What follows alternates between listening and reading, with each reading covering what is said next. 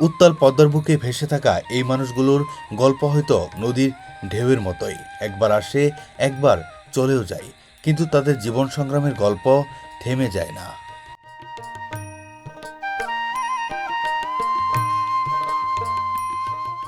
মানুষের ঘর থাকে মাটির উপরে, কিন্তু কিছু মানুষের ঘর ভাসে পানির উপরে।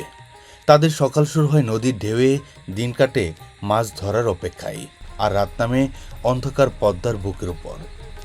এদের জীবনে নদী শুধুমাত্র নদী নয়, নদী তাদের কর্মক্ষেত্র, নদী তাদের পথ, আর নদী তাদের খাবারের যোগানদাতা। কখনো কখনো এই নদী আবার হয়ে ওঠে তাদের সবচেয়ে বড় ভয়। স্বাগত জানাচ্ছি পদ্মা নদীর জেলে জীবনের তৃতীয় পর্বে। নদীতে জাল ফেলার আগে তারা জালের সেরা অংশগুলোকে ঠিক করে নিচ্ছেন, কারণ এই সেরা অংশ দিয়েই মাছ চলে যেতে পারে। অন্যদিকে জব্বার কাকা দুপুরে রান্না করার জন্য পরিমাপ মতো চাউল নিয়ে নিচ্ছেন, ভাত রান্না শুরু করে দিবেন। আমাদের জেলে নৌকা এখন অবস্থান করছে পদ্মা নদীর একদম মাঝখানে। এতক্ষণ আমরা অপেক্ষা করছিলাম সিরিয়ালের জন্য। সিরিয়াল ইতিমধ্যে আমরা পেয়ে গিয়েছি, তার জন্য এই জেলে নৌকার জেলেরা নদীতে জাল ফেলতে শুরু করেছে। আর অন্যদিকে জব্বার কাকা, রফিক ভাই তারা রান্না করার কাজে, অর্থাৎ দুপুরে রান্নার কাজে ব্যস্ত। রফিক ভাই পদ্মা নদী থেকে শিকার করা ইলিশ মাছ পরিষ্কার করার কাজে ব্যস্ত, কারণ আজকে দুপুরে রান্না হবে ইলিশের ঝোল। অন্য জেলে ভাইদের মুখে শুনেছি জব্বার কাকা খুব সুন্দর ইলিশের ঝোল রান্না করতে পারেন। আমরাও উপভোগ করব জব্বার কাকার হাতের সেই ইলিশের ঝোল। মুক্ত আকাশের নিচে জেলে নৌকায় যতটা প্রশান্তি রয়েছে, তার পেছনে কিন্তু রয়েছে প্রতিকূলতার এক বিশাল অংশ, যেটা খুব সহজে তারা প্রকাশ করে না। জেলেদের নিত্য প্রয়োজনীয় কাজের জন্য যতটুকু পানি প্রয়োজন, সেই পানির অংশ তারা পদ্মা নদী থেকেই নিয়ে থাকে। এখন শফিক ভাই যেমন ভাতের চাউল পরিষ্কার করার জন্য পদ্মা নদী থেকে পানি নিচ্ছেন, ঠিক এই পানি দিয়ে কিন্তু ভাত রান্না হবে, এই পানি দিয়েই তরকারি রান্না হবে, এবং খাওয়ার জন্য এই পানিকেই তারা ব্যবহার করে। আমি যতটুকু তাদের কাছ থেকে জানতে পেরেছি, খাওয়ার পানির ক্ষেত্রে এই পানির, নদীর পানির সাথে তারা ফিটকিরি মিক্সচার করে থাকে, অর্থাৎ ফিটকিরি দিয়ে থাকে। এতে নাকি খুব দ্রুত সময়ের মধ্যে সেই অপরিষ্কার পানি বিশুদ্ধ পানিতে রূপান্তরিত হয়।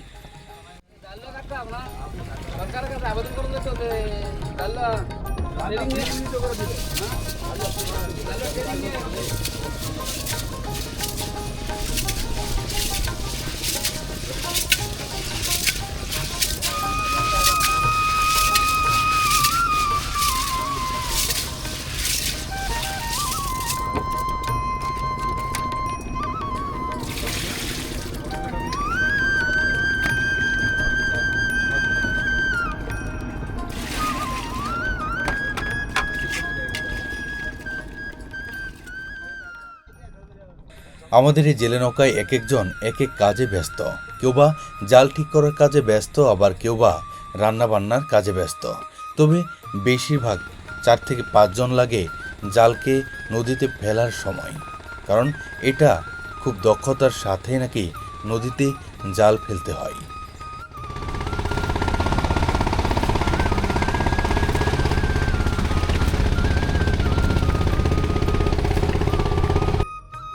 একটা সময় নদীতে ভাসমান জেলে নৌকাগুলোতে মাটির চুলায় রান্না হতো, অর্থাৎ লাকড়ি দিয়ে রান্না হতো, কিন্তু এখন বেশিরভাগ জেলে নৌকায় গ্যাসের চুলায় রান্না করা হয়।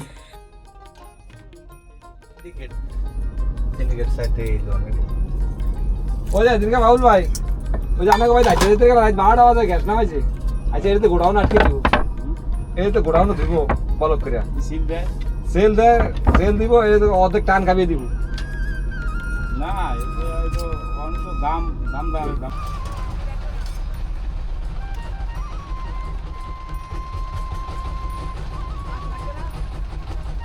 আমাদের ভাত রান্নার কাজ একদম শেষের দিকে।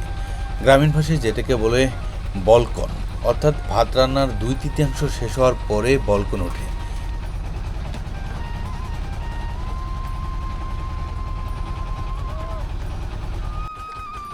যে জাল ছড়ানোর কাজ একদম শেষে থেকে। জাল ছড়ানো শেষ হয়ে গেলে দীর্ঘ একটা সময় অর্থাৎ 1 থেকে 1.5 ঘন্টা অপেক্ষা করতে হবে মাছের জন্য। জেলে নৌকা এক একজনকে এক এক কাজ ভাগ করে দেওয়া রয়েছে। এখানে সালাম ভাইকে দেওয়া হয়েছে নৌকার হাইল বলে যেটাকে, অর্থাৎ নৌকা কোন দিকে যাবে সেটা ঠিক রাখার জন্য তিনি বৈঠা দিয়ে সেটা নিয়ন্ত্রণ করে নিচ্ছেন।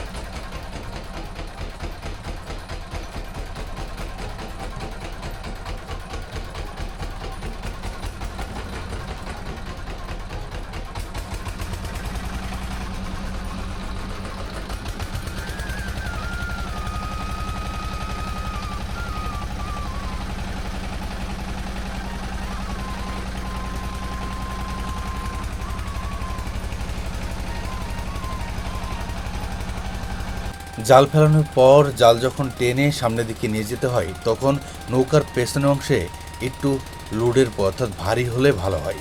সেজন্য আমিও জেলেদের সাথে বসে পড়েছিলাম।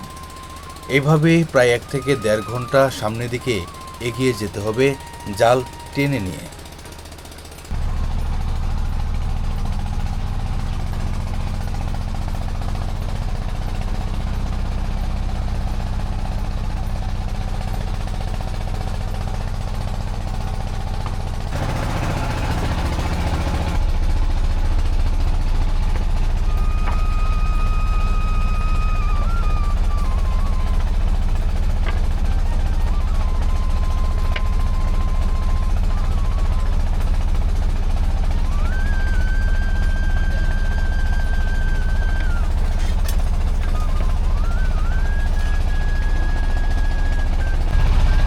ইলিশ মাছের পিসগুলোকে মশলা আর লবণ দিয়ে রান্না করার জন্য প্রস্তুত করে নিয়েছে জব্বার কাকা। এই মাছগুলোকে এখন মশলা দিয়ে ভেজে তারপর রান্নার অর্থাৎ তরকারি রান্নার কাজ শুরু করা হবে।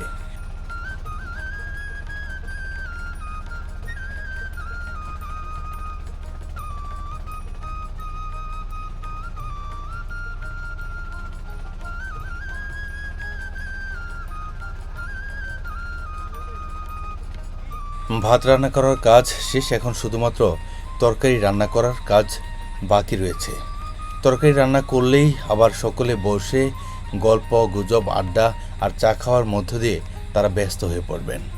আসলে পরিবার পরিজন রেখে কয়েক সপ্তাহ কিংবা মাসের জন্য হলেও তারা চলে আসেন এই পদ্মার বুকে। চারিদিকে যখন শুনশান নীরবতা, অন্য মানুষগুলো যখন গভীর ঘুমে আচ্ছন্ন, তখন জেলেরা নৌকা নিয়ে বেরিয়ে পড়েন পদ্মার বুকে। হাতে জাল, চোখে ঘুমহীনতা আর বুকের ভেতর একটাই আশা, আজ যদি জালে একটু বেশি মাছ ওঠে তাহলে হয়তোবা ঘরের মানুষগুলোর মুখে একটু বেশি হাসি ফুটবে। একটি জাল নদীতে ফেলা মানে শুধু মাছ ধরার চেষ্টা নয়, এর সঙ্গে জড়িত থাকে একটি সংসারের বাজার, সন্তানের পড়াশোনা, মায়ের ওষুধ ও একটি পরিবারের আগামীকাল অর্থাৎ ভবিষ্যতের চিন্তা।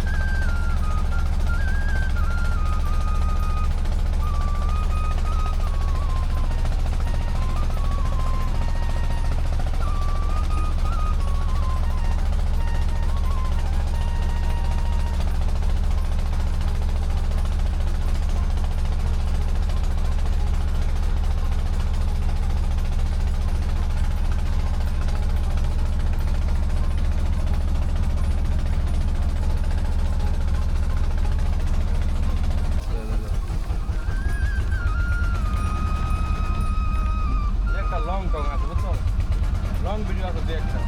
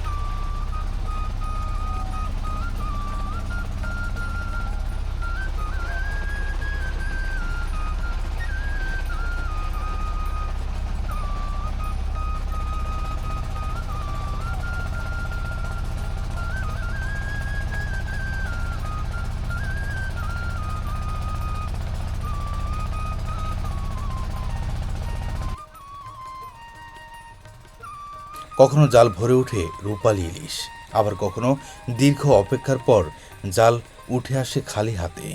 তবুও তারা হতাশ হয়ে বসে থাকে না, কারণ নদীর সঙ্গে অভিমান করে সংসার চলবে না তাদের। আবার জাল ফেলতে হয়, আবার অপেক্ষাও করতে হয়। নদী থেকে যে মাছ তারা ধরে সেগুলো সবটা বাজারে নিয়ে যায় না, কিছু মাছ তারা রেখে দেয় নিজেদের রান্না করার কাজে কিংবা পরিবারে নিয়ে যাওয়ার কাজে।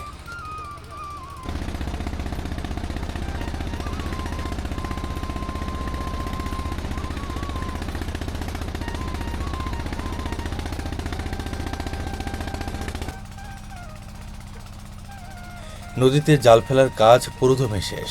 এখন দুপুরে খাওয়া দাওয়ার পালা। একজনকে বৈঠা ধরে বসে থাকতে হবে নৌকা সঠিক গন্তব্যে নিয়ে যাওয়ার জন্য, আর বাকি যারা রয়েছে তারা দুপুরের খাবার সেরে নেবে।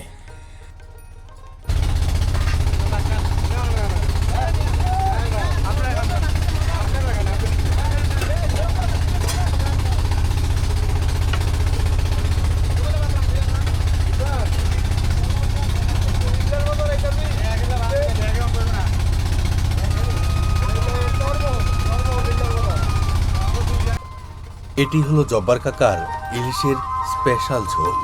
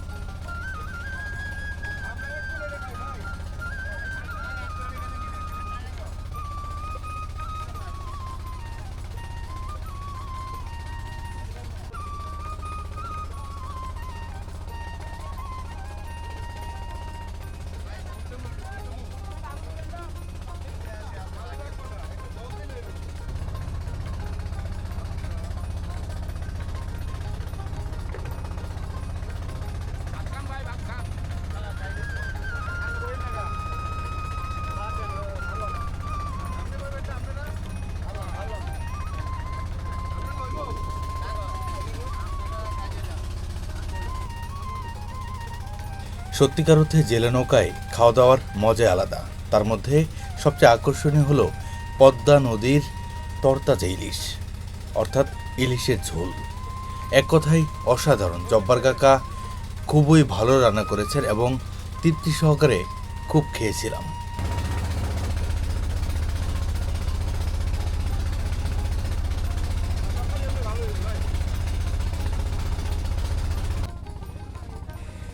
পদ্মার এক পাশ থেকে নৌকা নিয়ে এখন আমাদের অন্য এক পাশে যাওয়ার পালা।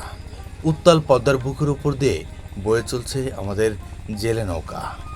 দুপুরে খাওয়া শেষ করে নৌকার প্রায় সবাই নদীর একদম স্নিগ্ধ হিমেল হাওয়ায় একটু বিশ্রাম করে নিচ্ছে, কেউ বা আরাম কেদারায় বসে রয়েছে। আমিও দাঁড়িয়ে খুব সুন্দরভাবে আরাম করে নিচ্ছিলাম।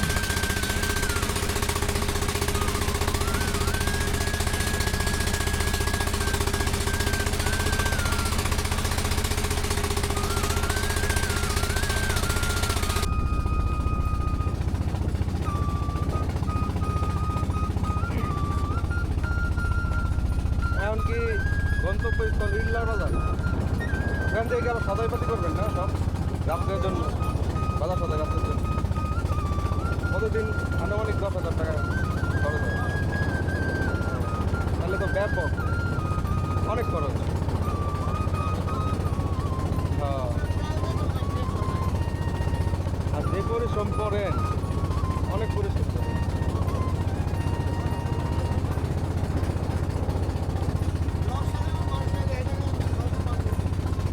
হ্যাঁ, খাটনি আছে অনেক। এই মুহূর্তে আমরা চলে যাচ্ছি বিল্লার বাজার।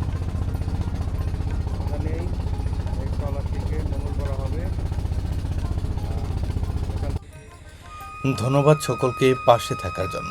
আবার দেখা হবে নতুন কোনো প্রামাণ্যচিত্রে, নতুন কোনো জেলায়। এ পর্যন্ত ভালো থাকুন, সুস্থ থাকুন। আল্লাহ হাফেজ।